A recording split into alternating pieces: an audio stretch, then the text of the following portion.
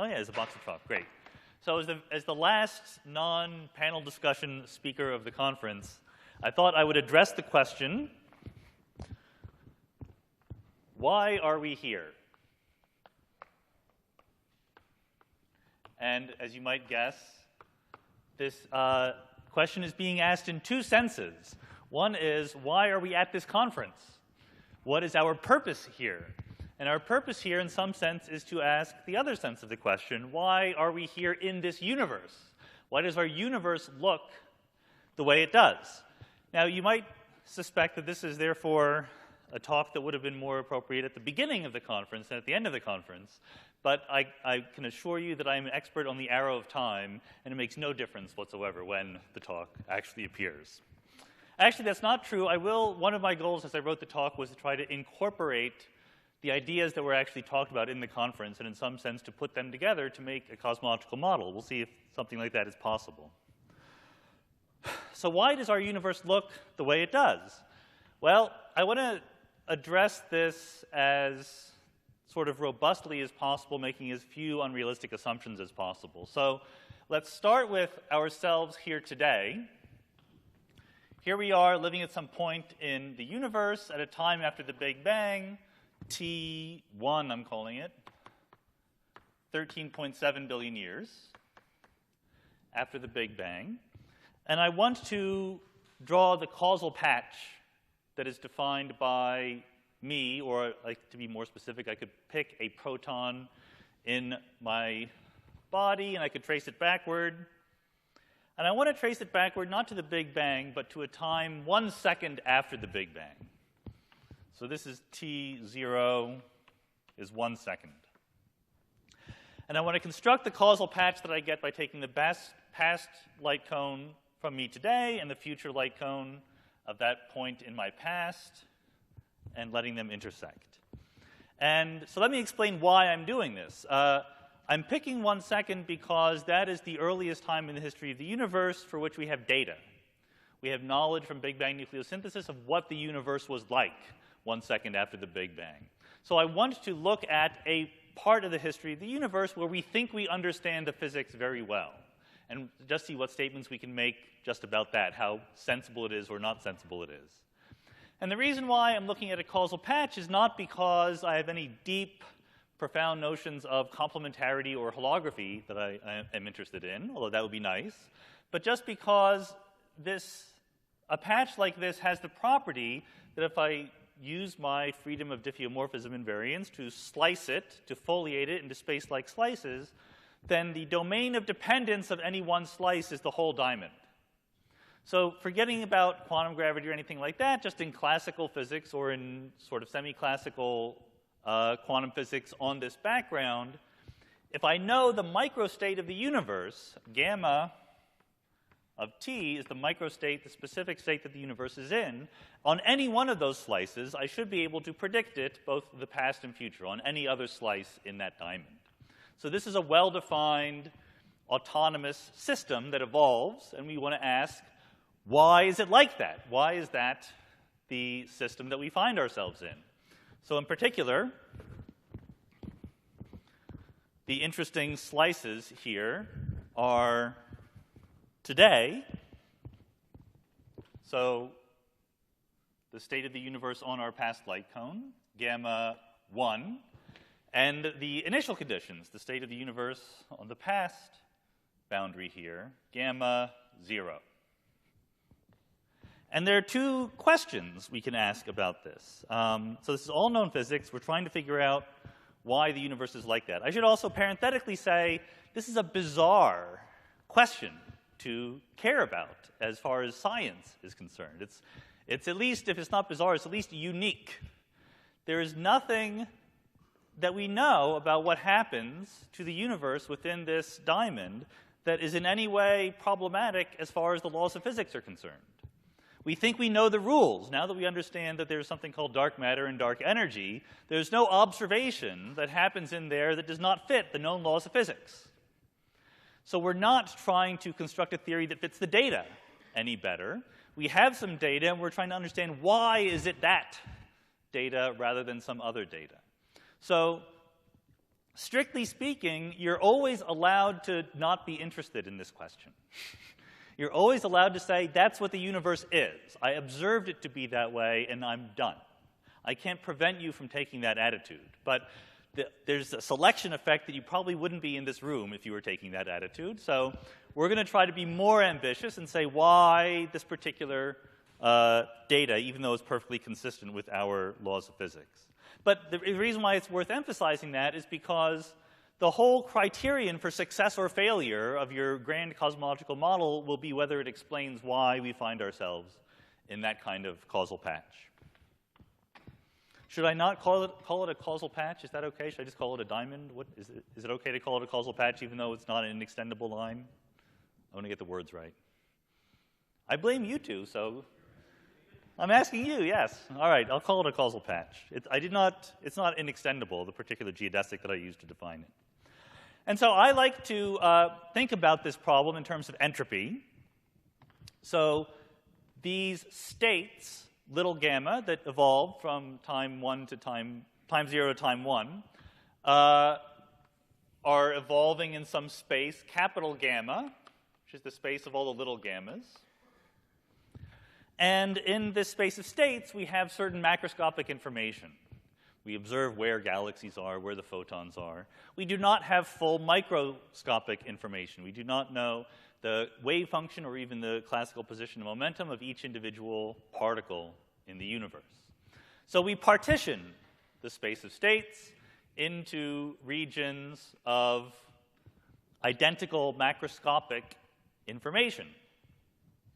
So we say that here was gamma 0. It belongs to a set capital gamma 0. Here is little gamma 1. It belongs to a set capital gamma 1. And out here you have capital gamma equilibrium, the largest entropy configuration you could find of this collection of degrees of freedom. And the entropy, maybe you already agree with this, but some people don't agree with this, so I'm going to say it anyway. I'm thinking of entropy as something objective. I'm not thinking of the entropy as reflecting our knowledge of the system. I'm saying that there is something called the macroscopically accessible information of the system. And that is not random, right? When we take the air in this room, there is microscopic information that is the position and momentum of every molecule, and we coarse grain it. But we don't coarse grain it in an arbitrary way. We take, a little cubic centimeter or something of air, and we average, so we know the number of particles, we know the velocity of those particles, et cetera. So we localize in position space. We could coarse grain by localizing in momentum space, but that's ridiculous. It would be useless to do that. And the reason why is because the Hamiltonian of the world gives us accessible information if we localize in position space, but wouldn't if we localized in momentum space. So the coarse graining we do to go from the microstates to the macrostates is not arbitrary. It might not be absolutely well-defined. There could be some wiggle room in there, but it's basically given to us by the Hamiltonian of the world. And once that is true, entropy is a characteristic of microstates. If you have some microstate gamma that is inside some macrostate gamma, capital gamma, that is defined by it's the equivalence class of all macroscopic observables, then its entropy is just the logarithm of the volume of capital gamma. Okay, so that's all stuff we all agree with and is true. So there are two kinds of questions we can ask about this causal patch. Two kinds of why are we here questions. Question number one is, why gamma 1? Why do we find ourselves in our current condition of the universe? Why do we live in a universe that has 100 billion galaxies, homogeneous and isotropic, etc.? So we could quantify this a little bit in terms of this entropy idea by saying that we calculate the entropy of the universe today within this causal patch. And because of the hugeness and ridiculousness of the numbers, the details of the numbers don't matter. The important point is that S of gamma 1, the entropy of our universe now, or roughly now, is much, much less than, let's say, any possible anthropic criterion you might want to put on it. You don't need 100 billion galaxies arranged uniformly throughout the universe in order to have people. The anthropic criterion that you might want to invent is also much less than the equilibrium entropy.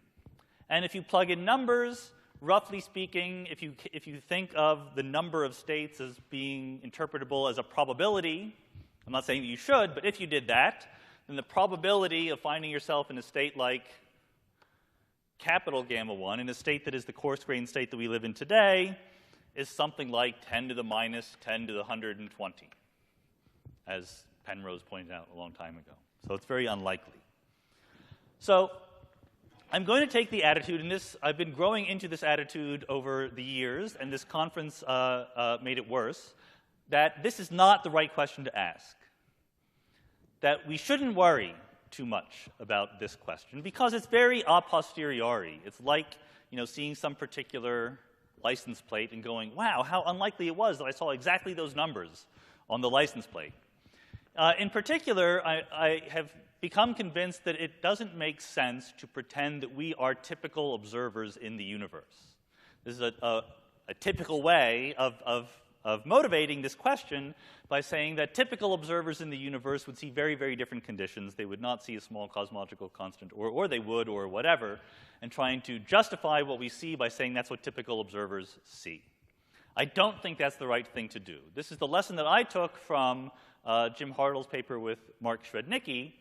One way of saying it is that the supposition that we are typical observers in the universe sounds very humble, right? It's essentially what Alex Blanken refers to as the principle of mediocrity.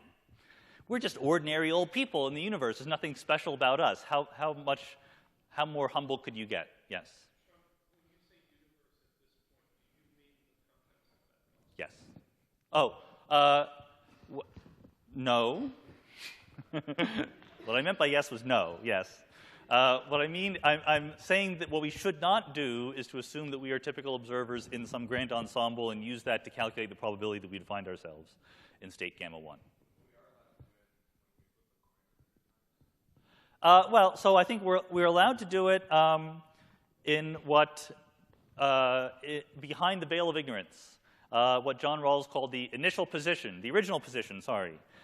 If you don't know who you are in the universe, and you are likely to say, well, how would I like to arrange the universe to make it comfortable for whoever I will end up being, then it's perfectly okay to assume that you will be a typical observer. So if you haven't yet flipped the coin, you're completely welcome to say, I'm going to get a typical result. That's fine. But in fact, by saying, but we know who we are, right? We know who we are, and therefore, if you say, I'm going to assume we are typical observers in the universe, you're not being humble at all, because you already know who you are. That assumption is tantamount to saying that typical observers are like me. It is the maximally anthropocentric assumption you could possibly make to say that we are typical observers in the universe. One way of saying it is, I can certainly imagine, my ignorance about the laws of biology and chemistry and physics are substantial enough that I could imagine that we are typical observers in the universe. That most observers in the whole history of the universe are carbon-based life forms living in wet environments on terrestrial planets. That's possible. Maybe even life on Earth is the only life in the universe. That's possible. In which case, a typical observer lives 10 to the 10 years after the Big Bang. It is also possible, I think, that there is life on neutron stars. Robert Forward wrote a great science fiction novel called Dragon's Egg about little microscopic beings that live on neutron stars. And I can imagine that this is completely possible. A typical neutron star has, trillions of little intelligent conscious beings on it. And the typical observer in the universe lives 10 to the 20 years after the Big Bang. I could imagine that there can be very low metabolism plasma beings that live in the atmosphere of evaporating black holes, and that most of them live 10 to the 90 years after the Big Bang. I can imagine all of these things. What I'm saying is that I really hope that my theory of cosmology doesn't care which one of those is true. I suspect it's the case that if I pretend to be developing a fundamental theory of physics or cosmology, and the predictions my theory makes depend sensitively on the definition of the phrase conscious observer, then I've gone terribly, terribly wrong. I know not everyone agrees, but this is my current belief. So,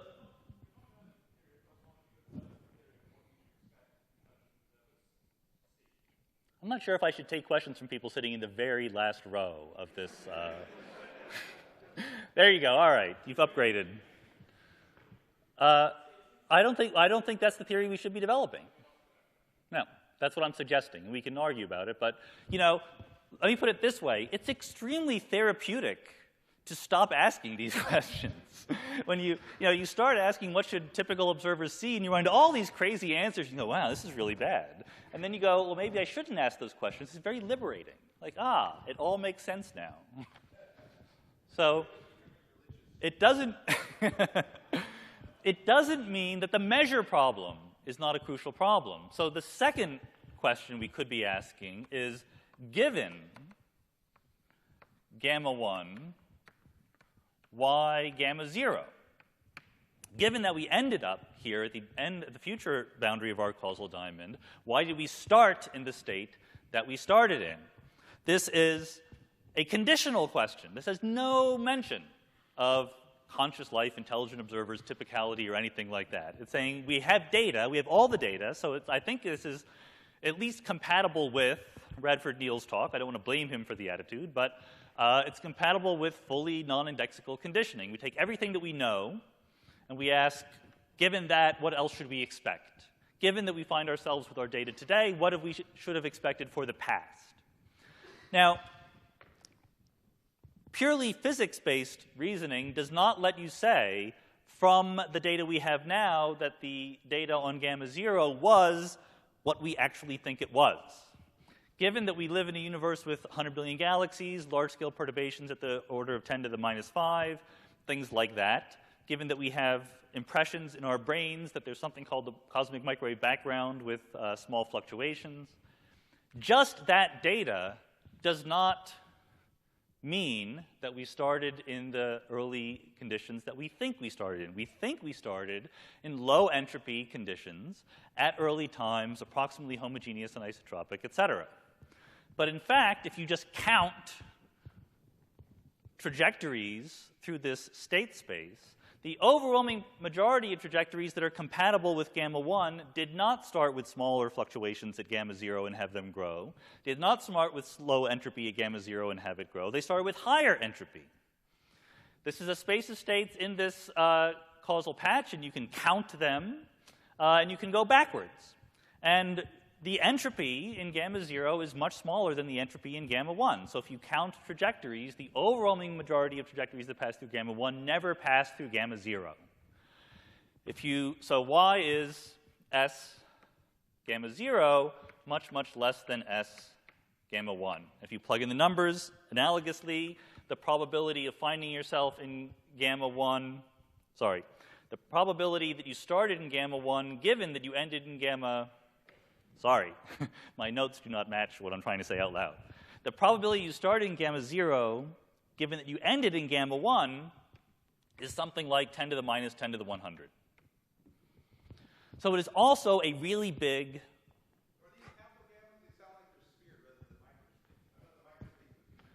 Yeah, sorry, capital gammas. I got it right there. Yes.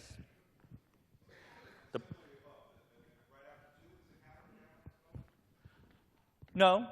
Here, here, yeah, okay. That's fair. I would erase it, but I'm getting all chalky, so I won't. But yes, it should be capital gammas in this line and this line. This question, I think, is perfectly well defined. There's no mention of conscious observers, blah, blah, blah. There is clearly a measure problem. You need to know what the measure is if you're going to answer this problem. So what you want, I claim, if you claim that you have a theory of the multiverse or the universe or cosmology, a comprehensive theory of cosmology, what you're asking for from that theory is f of gamma 0, gamma 1, capital gamma 0, capital gamma 1, the fraction of trajectories realized in the universe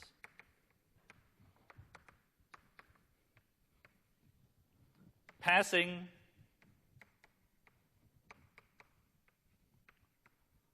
through gamma 1 that started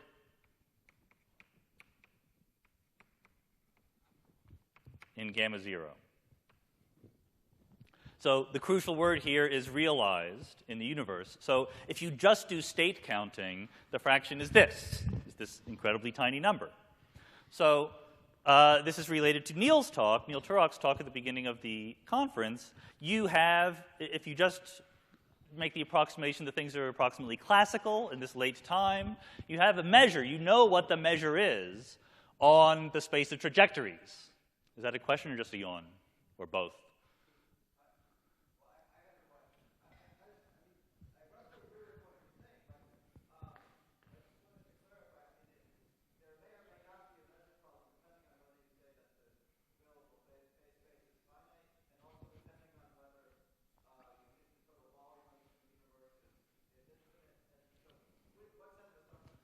Yeah, no, but by measure problem, I just mean you need a measure. I don't mean it's very difficult to get one.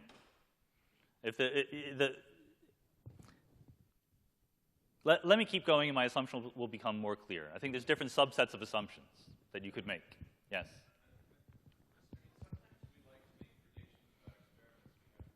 Yeah.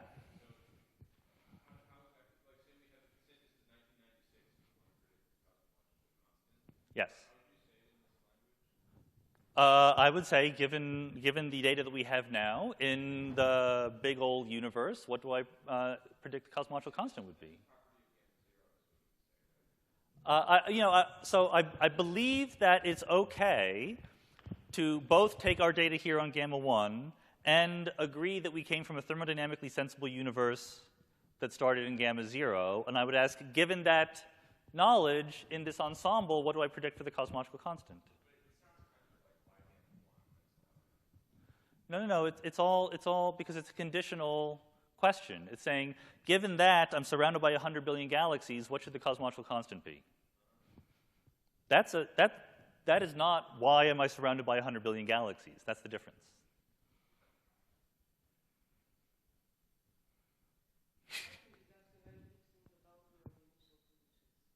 Am I fixing the boundary of the initial conditions? I'm fixing neither one of those.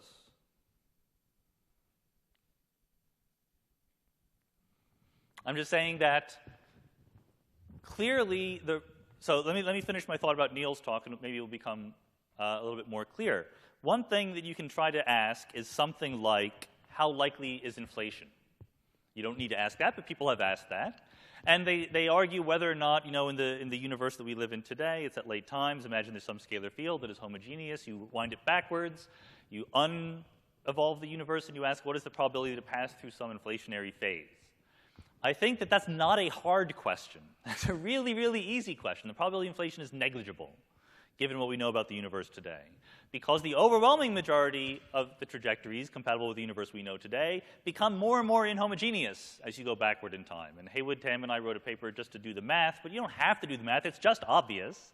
The overwhelming majority of trajectories compatible with our current data were not in any way smooth at early times, which they would have been had they passed through inflation. So that is not to say that inflation is unlikely. It's just to say that trajectories passing through gamma 1, the overwhelming majority of them did not have an inflationary past. But we know that we don't live in a universe which is typical in gamma 1, so we need to do better than that. So that's not the right question to ask. So I'm suggesting that if you're interested in question 2, you need to have a theory of the whole universe, and you need to be able to ask this conditional question. So there are different possibilities. So here's where we get to being careful about what the assumptions are.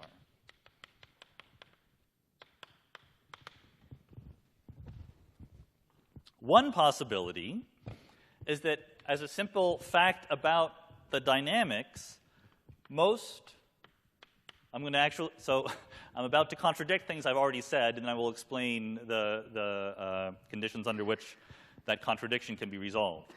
One possibility is that most trajectories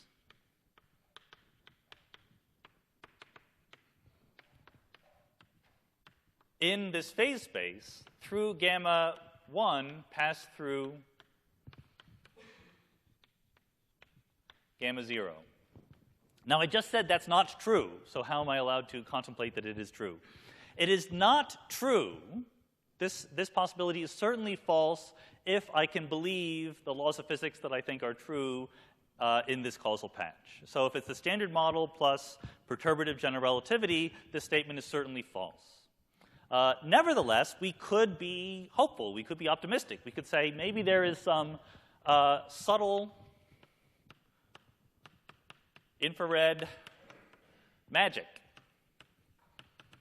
which sounds a little deprecatory, but I don't mean it to be. Maybe we just don't understand physics at these scales, you know, at ordinary, everyday scales that we use for the late universe. This is essentially what Andy Albrecht's model suggests, that there's a whole bunch of states that you don't know about that correspond to trajectories that, in fact, do go from gamma 1 through gamma 0. So that, in fact, just as a matter of state counting, you could make this seem a lot more probable. Is that fair? Fair. So I'm not especially fond of that, but I'm very fond of the fact that Andy pointed it out, because a year ago I would have said this is just impossible. And now I know there's a loophole. We need to do better than that. We need to think hard about this possibility. So if my measure is the number of people in this room who think this is a very plausible idea, is a 1 or 2% chance that it's right. It's definitely worth considering, though.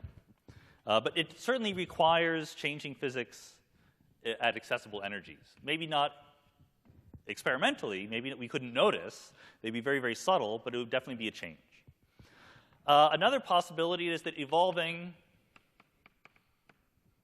through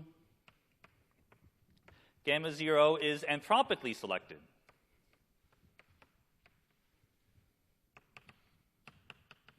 Maybe in order for life to arise, given conditions like gamma 1, you had to start in a low entropy past. This is just false. I'm writing it here for completeness, but it's just not true, because life exists in gamma 1 already. So the question is, given that life exists, that's part of the macro state that defines gamma 1. Yeah. So there's no need for for life to exist, it does not demand that we ever pass through a lower entropy past. So this is why I like this problem. This is why I like problem number 2, because it can't possibly be the anthropic principle all by itself that solves it. You need to think a little bit harder than that. So the third possibility is that the actual world, the multiverse, the universe, or whatever, happens to sample gamma 1 non-uniformly. So the way that we get into all of these problems is by saying that given our data that we are in capital gamma 1, we don't know anything else, so we use the principle of indifference. We just assume that we're in one of those states with equal probability. That's when we say that the chances that we were ever in gamma 0 are infinitesimally small. So that would be true in a universe with a finite space of states that lasted forever. Then you could use the ergodic theorem and show that that would actually be correct. Therefore, we do not live in a universe with a finite space of states that last forever. We live in something else. And this possibility is the actual world does not sample that space uniformly. It picks out certain trajectories. When you go through gamma 1, it's highly correlated with going through gamma 0 for some reason. It could be either once or it could be many times. It could be that there is just a history of the world. Once and for all, we did go through gamma 0 and we did go through gamma 1. Or it could be that there's a large universe and we went through many times, and most of the times it had this property. So these are called Sagan universes. Carl Sagan didn't call them that, but I called them that because there's a quote from Carl Sagan that says, "In order to make an apple pie, you must first invent the universe."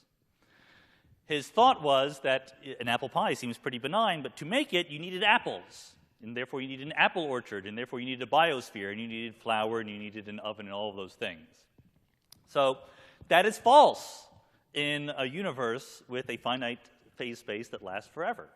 In that universe, the overwhelming majority of apple pies are Boltzmann apple pies that fluctuate out of existence, and you do not need an apple orchard to make an apple pie. So the demand that the actual world is not like that is what you want. So in equations, this is the demand that if you find yourself in a condition where the entropy at time t plus delta t is much greater than the entropy at time t, then it is overwhelmingly probable that the entropy at time t minus delta t was less than the entropy at time t. Again, not true in an equilibrium ensemble, but we want this to be true of the universe. That's what we're looking for. All right, so how can we get there?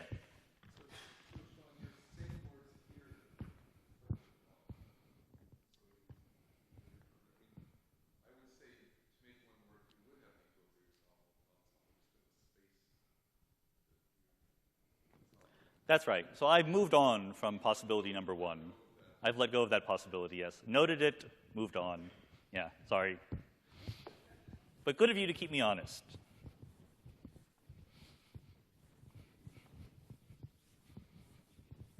This is actually work. We're not at altitude, so I can't blame myself getting out of breath for erasing the blackboard. So this is what we want to do. We want to take this picture, this causal patch, and we want to fit it into a bigger picture. And we want to say that when examples of gamma 1 appear, they are correlated with examples of gamma 0. That is what we want out of our multiverse. So here's what people typically do. Eternal inflation, something like eternal inflation. They will draw a picture that looks like this. De Sitter, and I'm going to just imagine, just to make my life simpler, and we can expand the discussion later if you want, but I'm going to imagine that we have a landscape where there are various vacua of positive vacuum energy, and there is at least one vacuum of zero vacuum energy. There's at least one Minkowski vacuum. I'm not going to worry about the negative cosmological constant vacua. So what would happen is you start in De Sitter, you inflate quasi-De Sitter anyway, and occasionally you bubble off into bubbles of either other De Sitter or Minkowski or whatever. And if it's Minkowski, you eventually will end up in Minkowski if there's some probability of getting there, and then you don't leave once you're there. So you have some fractal future boundary condition. And, you know, we live here. No, we don't. This is Minkowski. We live here.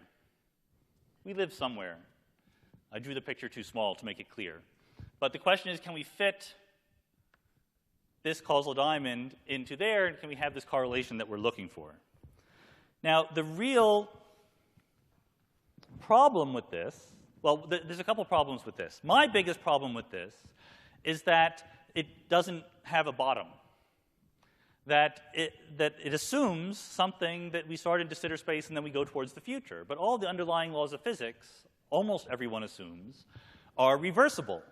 You should be able to ask what happened in the past. And maybe you say that what happened in the past is you just had a singularity or some boundary condition. That's perfectly okay. All I'm saying is that you have to say something. And the most natural, so the point is that there's an asymptotic future that people always draw on their pictures. And I was going to say that no one in the whole conference drew a picture with both an asymptotic future and an asymptotic past, but then Don Page did it in the talk just before mine.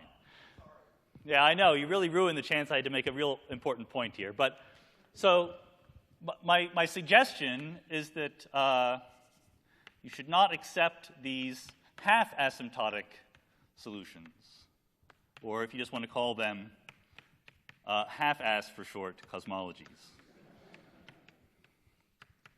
You need to tell me what happens in the other direction. So yeah, let me draw this bigger because it's gonna annoy me a little bit. Well, I'll just draw it bigger down here. So the first people I know who drew it better were Anthony Aguirre and Stephen Grattan, and they put a boundary condition actually on a null surface in De Sitter space. I'm not sure, is it crucial? Could I have just put the boundary condition? Where'd Anthony go? I could have just put it space-like, but they investigated for technical reasons because they were trying to poke Guth and Bourdais and Vilenkin, they put it on a null surface, and so they have a surface solution looks like this, and more little terminal Minkowski vacua down there. So I like this picture better because it's at least, it is honest about the past and the future. It doesn't answer the fine-tuning questions in any more direct way, but it brings more to the fore what you really would require to answer these fine-tuning questions. So how am I doing on time? 10 minutes? 15 minutes. So the worry that I have, the concern I have about a solution like this, is that this initial de Sitter space is very, very low entropy, if this is inflation, right? Yes, if you start in a de Sitter space with a false vacuum, very, very high energy, I do believe the story that you get in the future, you decay, you make the universe homogeneous and isotropic, but you're begging the question, I think, by starting in this de Sitter space. You need to tell me why we started in that very, very low entropy state. So in 2004, with Jennifer Chen, I wrote a paper where we imagined, so let me call this high de Sitter space, high energy density, high cosmological constant. So I wrote a paper with Jennifer where we imagined, what if you started in low de Sitter space? So what if our vacuum that we seem to live in right now, that has a cosmological constant of order 10 to the minus 3 electron volts to the fourth, is at least pretty darn stable, not necessarily completely stable, but the volume continues to grow in the usual eternal inflation way. So a greater and greater, we were not at all thinking locally or causal patchy, we were just thinking globally. What happens if you begin in this state? Because after all, that's a much higher entropy state. If you're going to begin somewhere, this seems like a more natural beginning state. And we said, well, maybe there could be baby universes. Maybe we could invoke the Guth-Farhi process, as Andy does in his model. And then I can't quite draw it on this Penrose diagram, but there could be like a little event that branched off and made a little de Sitter space that started very, very small because it was a baby universe, but then it expanded and cooled and it inflated and the whole story. And this, of course, would happen an infinite number of times. And there could be, granddaughter universes and so forth. And it would happen backwards. So it would happen toward the past. So if you set your boundary conditions, if you said, I know what the state is at some space-like surface, and that state is pure de Sitter space, or whatever quantum state corresponds to that, I could evolve it toward the future and evolve it toward the past. And I would get the same exact story, just played backwards in time. So I would once again get a symmetric multiverse ensemble. So it depends on where you end up in the landscape when you tunnel. So you get everything that you could possibly get. That's right. So the hope, there's two hopes in this scenario. One hope is that I didn't need to fine-tune my initial conditions, as long as they were not in Minkowski space. If they were just in Minkowski space, you would just stay there. But at least this seems a lot less finely tuned quantitatively than starting here. The other hope was that it is easier, that you solve the measure problem by saying it's easier to make a baby universe than it is to make a Boltzmann brain, or to certainly make a Boltzmann universe. The fact that the baby universes are literally small, you could at least hope that you make more of them. And for every one you make, you get billions of observers in the final state, and you get universes that look like this, so you could try to address this problem. Yeah.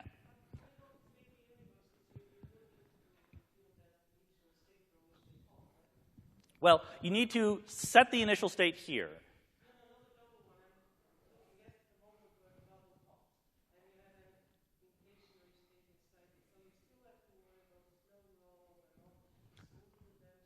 You do. That's right. Well, I'm not fixing them. I'm claiming that I solved Schrodinger's equation, starting from these initial conditions. And so I'm going to claim that the universes that survive start small and ready to inflate. Those that aren't ready to inflate, well, they just collapse. And there are bigger ones, but they're more rare. So my hope is that it's all dynamical, that there's no resetting of initial conditions, that these are the only initial conditions. Obviously, a lot of this is moonshine, and I was going to be very clear that my interest in this model has declined every year, mostly because my friends keep telling me that you don't make baby universes and they don't disconnect from the background de Sitter space. And they're still my friends, so I'm losing confidence that this model is true. But I like it in principle, just like Andy's model in principle. I don't believe that either, but it demonstrates an underlying hope. In this case, the underlying hope is more or less what Alan was trying to prove with his example of the infinitely big phase space. That you could start, if you start somewhere normalizable, and you're in an infinitely big space, then you can at least hope that the dynamics gets you to where you want to go. There's certainly still measure problems and also dynamical problems, but at least it's a hope. Yes?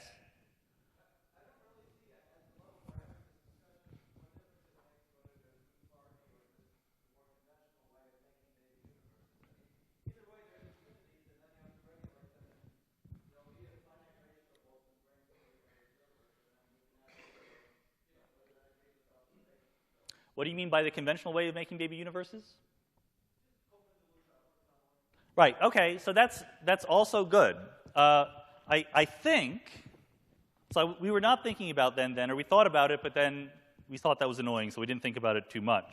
But that was, in fact, the next diagram on my piece of paper here. I'm not even going to draw it because I'm running out of time, and I can just say it in words. If you don't allow for disconnected pieces of space-time in your Hilbert space, then I think, and this might not be true, but I think that the argument that you get a lot more Boltzmann universes than ordinary universes is a lot easier to make. In other words, it seems easier in this case than in the case where I just stay in de Sitter space and I uptunnel in the process that Anthony was talking about, for me to argue that patches that end in gamma 1 will start in gamma 0. I mean, Anthony explained to us a way you can make a whole universe just by thermal fluctuations in de Sitter.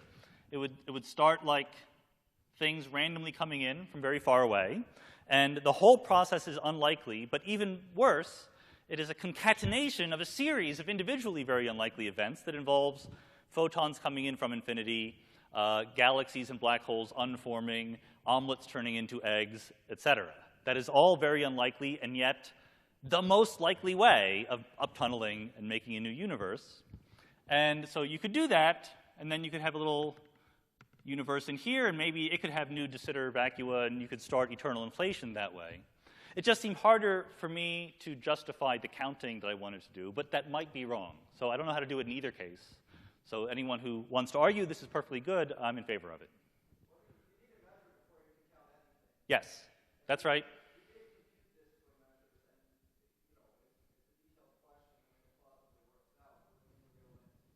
That's fine. Okay, then I'm very willing to believe that. That would be great. Happy to go with that. I was just skeptical back in 7 years ago or whatever. Okay, so what do I think should be the right answer? I have 5 minutes? Yes. What might work? So I'm going to take inspiration. I don't want to blame them. Is Raphael here? Is Lenny here? They're both gone. So I'm blaming them. So Raphael and Lenny wrote this very interesting paper, and there was another one by Yosunori Nomura that said similar things. And what I take from their papers are two things. Number one, that we should think locally. We should always live within our causal patch and describe what happens in our causal patch. Obviously, that is not, they're not the first ones to say that, but they said it in a way that I get. And what else? Well, that's good enough. Okay. So if that's true, then what would I count as a reasonable cosmology if I ignore the possibility of actually branching to disconnected pieces, and if I stay in my same connected piece of space? So let me have my mini landscape with 3 vacuum states, 1, 2, 3. And so I have a terminal vacuum, vacuum 3, which is Minkowski space. And what I take from these ideas is that if I live here, if I have a world line that ends in some terminal vacuum, and I trace it back to some terminal vacuum in the past, and I draw its causal diamond, then in some sense, I can just ignore the rest of the universe. I'm not going to be strict about what that sense is. But since I'm only paying attention to what can be observed by one world line, this is the part of the universe that I care about. And this history might involve all sorts of jumps between different vacua in the landscape. But this is the question I want to ask. Starting in this Minkowski terminal vacuum and ending in this Minkowski terminal vacuum, what am I likely to experience along that infinitely long world line? I think that's, if you buy into this philosophy, that is the question that you should be asking as a multiversal cosmologist. So given that philosophy and given this background, I'm going to draw 3 cosmologies that I think fit all of the criteria. One is you start in Minkowski space. You start in Minkowski space. Clearly, that's the bottom of the board. Okay? And in this cosmology, you stay in Minkowski space. So you never leave.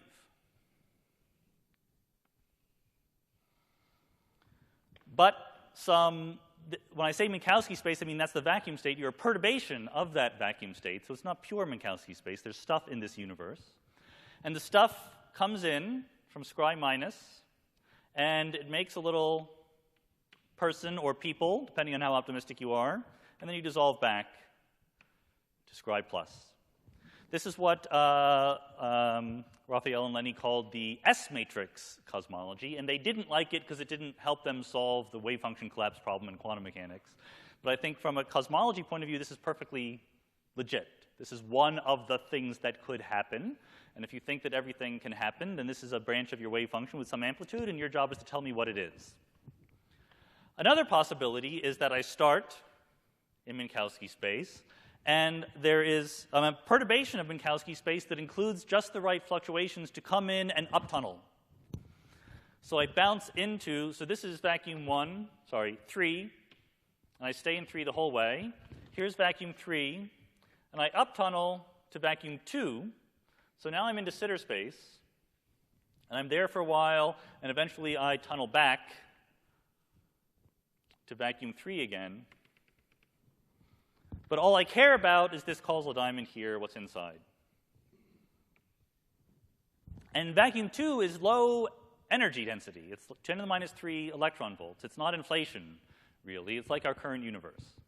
So it seems harder to set this up because you need to have enough stuff coming in to make a whole universe. I think, remember the point of Anthony's talk was that if you imagine here, you're in this vacuum, you decay via tunneling, you enter the Minkowski terminal vacuum, you reheat, you scatter light degrees of freedom all over the universe.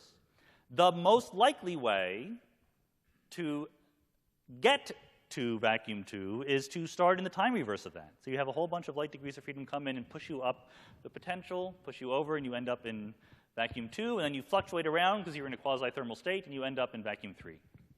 And finally, well, you can guess what's going to come next. I start in vacuum 3. I tunnel up. I end up in de Sitter space. But then I tunnel up again. So somewhere in here, 2. Somewhere in here, if I drew the stretched horizon, so I look at sort of 1 Planck unit away from the actual light cone, somewhere I tunnel up again into vacuum number 1, and then I go back to vacuum number 2 again, I relax back. So I think that all of these are perfectly good cosmologies in the sense that they're not half-assed, they have a future and a past. They are compatible with this theory of everything that I just wrote down, that there's a terminal vacuum and a couple of de Sitter vacua. And what we want to do is calculate where we likely live. And so I don't know the answer. Happily, I'm out of time, so I can't give you the answer because I don't know it. But what I want to be true, there's 2 questions I could ask, question number 1 and question number 2.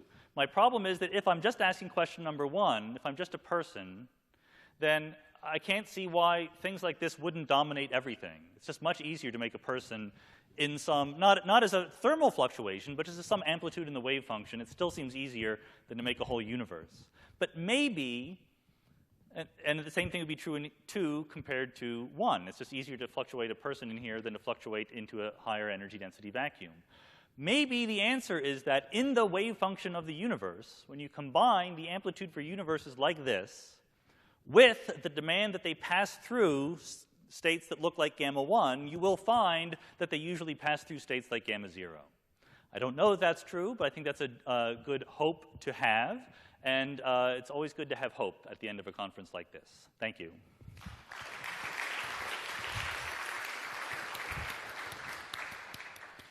Okay, questions for Sean.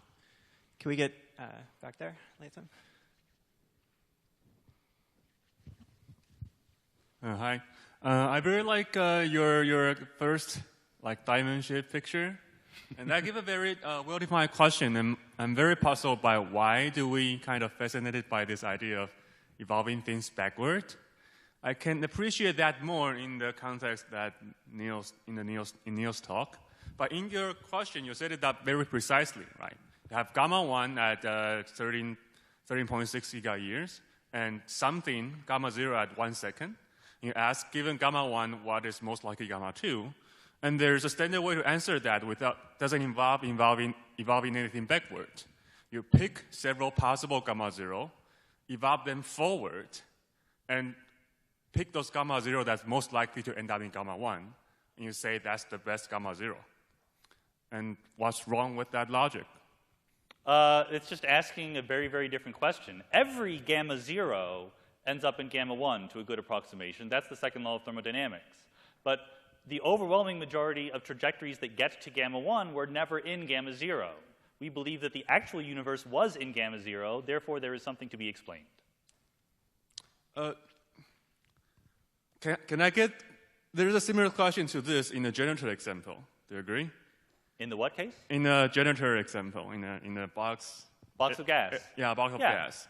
Let's say gamma 1 is you see the gas are in half of the box. Yeah. And I ask, okay, 1 second earlier, because in this definition you give a very precise what time earlier you want to ask. In 1 second earlier, is it more likely that my air molecules are occupying a volume smaller than half or bigger than half? I can give you a very definite answer, which is smaller. There is a problem there because that's a very different question when you apply it to the universe than when you apply it to a box of gas. An unbroken egg is a low entropy state, and yet when I open my refrigerator and see an unbroken egg, I do not go, oh my God, how unlikely was that? There's an unbroken egg in my refrigerator. Because the egg is not a closed system. It's part of a much larger system that started in even lower entropy. We're far, far, far out of equilibrium. But that begs the question that we're interested in here. We're not, within your question was not contained the assumption that we were in a much larger out-of-equilibrium system. If it were, then that would be trying to address these questions. But this causal patch is an autonomous system all by itself. And if you just count trajectories in phase space, most of them don't go through gamma 0. Therefore, you shouldn't just count trajectories through phase space, but the question is, what should you do? And that's what I'm trying to answer. Okay, why don't we go here? Hi, Sean. So I'm assuming that ultimately you'd like to address the time zero by asking this question, why did you start with gamma 0? So the 2 points that I'm confused are, first of all, having all these bubbles pop, as in eternal inflation or by tunneling.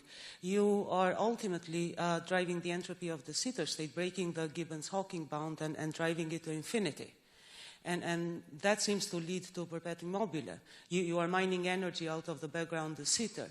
And I think the reason for that are you referring to this? Yeah. Yes. Yeah, because you are making the entropy of that thing infinite from being finite.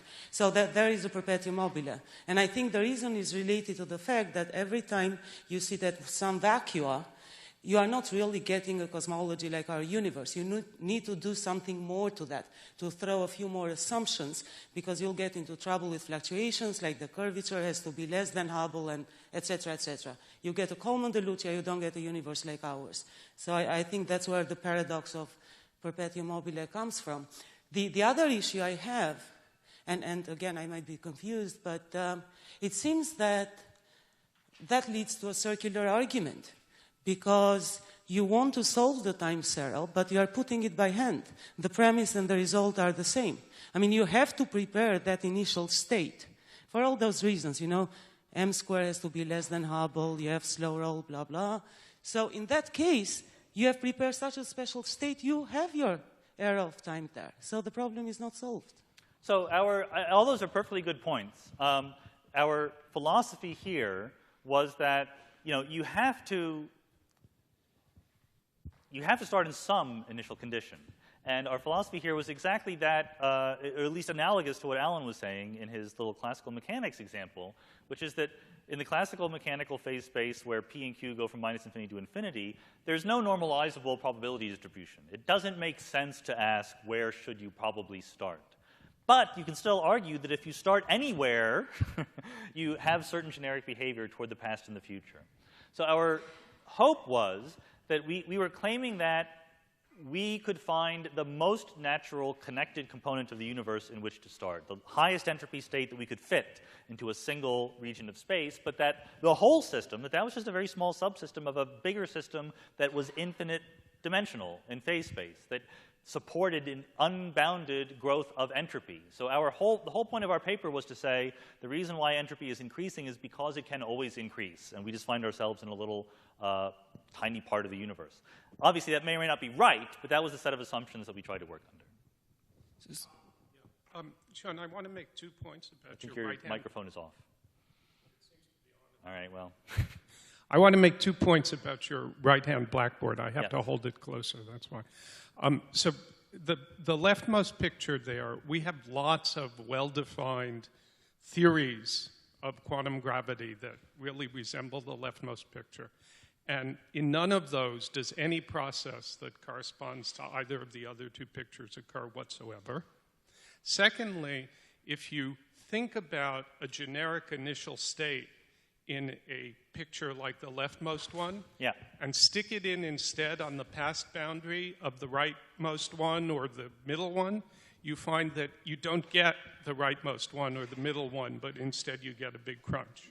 And so I've always considered this to be evidence that these different pictures, or at least the first one and the second 2, correspond to completely different quantum theories, which don't really have anything to do with each other, and we don't really have a right to ask why are we here rather than why are we there any more than we would if we just believe that there are lots of different mathematical theories of the universe and we're not allowed to pick which one is better except by comparing them to data. So that's absolutely plausible. I'm not as convinced of its truth as you are. My prior is smaller. But I think that it's not, anyway, I'm not sufficiently convinced that I'm going to stop thinking about this possibility. One tiny little piece of justification for that is that I don't think that I should necessarily start in the past with anything resembling a generic state. This is an eternal universe evolving according to unitary laws of physics. I can start anywhere equally well and evolve to the past or the future. So if I wanted to find the state that got me here, I could just start here and evolve backward. I think that that is okay. So I at least think it's still worth keeping in mind the possibility that all of these are amplitudes in the same underlying wave function, although it might not be. Okay, last question, Doug. Okay, so I kind of like the idea that you're talking about how to sort of move back from the observer, right? So you want to go, given G1, you go to G0, and you say, well, given G0, you naturally go to G1, and that's the interesting question. So at some level, why even worry about G1 in the first place? I mean, you're saying G0 is what we should care about in the first place, or is there some subtlety here? Yeah, okay, that's a very good question. The point is, I already admitted that if you start in gamma 0, you almost certainly end up in gamma 1. But I also tried to ask the question about gamma 1 itself by saying we should only ask conditional questions. Given X, what is the probability of Y? So I think that I would be cheating if, having said that, I said, what is the probability of gamma 0? I think that it's much better defined to ask the question, given gamma 1, what is the probability of gamma 0? Just because you like conditions, okay. All right. Yes, that's one way of putting it, which I'm happy to admit. Okay, urgent? Yeah, sorry. They're favoring people in the back. Look at that. That's terrible. Yeah, we're we're at a higher level than you. I think your description is too crude of putting things into gamma 1 or gamma 0 and using gamma 1 to predict gamma 0 and so on. For example, what I was thinking of in my talk is that you would adopt this assumption, hypothesis, that on gamma 0, the assumption is you're in the vacuum. You're in the Bunch-Davies or adiabatic vacuum for the inhomogeneities. Okay? Whereas that assumption is false. Well, that's what inflation assumes. No, but gamma 0 is 1 second after the Big Yeah, Bang. okay. So I'm taking it back to, the beginning of inflation. Right. Anyway, so, but the point is, you don't have to lump everything together. If you're doing conditional probabilities, you can make some assumptions about what's on gamma 1, e.g., what the homogeneous mode is and so on, and some other assumptions on gamma 0. And that's another kind of conditional probability, and I think it's equally valid. And also on your gamma 1, there are many different observables on gamma 1. One might be all the data we have. Yeah. Another might be the expansion rate of the universe today. Sure. And just make that, and then make some assumption nucleosynthesis happened or whatever. And you can put these together in any way you like. So I don't really see this distinction of, treating, given gamma 1, what was the likelihood of gamma 0. I think you should just look at all possible observations and, basic assumption. I think, as Andy has said many times, you want to put in as little of the data as possible and predict as much as possible with the simplest assumptions possible. Yeah, so I guess I don't agree with that in the sense that I think that there is something special about what I'm calling gamma 1. Namely, it is the data we have. It's a little bit more than the data we have, because we could just be, it could be thermal equilibrium outside this room, and we're all being fooled. But I'm being generous. And I think that I think it's the most well-defined question we could ask is, given the data we have now, what was the rest of the universe like? I think that's a better... No, given the data we have now, make predictions. Go ahead, knock yourself out. What happens next? I predict the future.